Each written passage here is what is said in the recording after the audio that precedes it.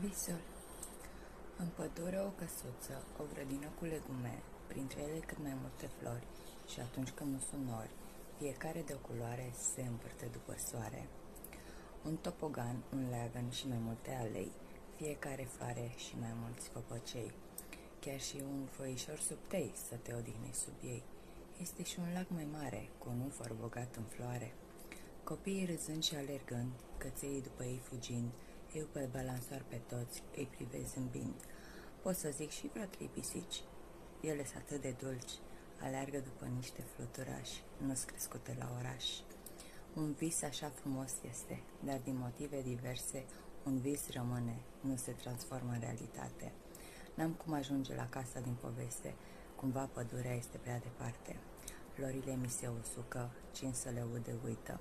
Așa că stau la oraș. Pădurea e un copac, după bloc înalt,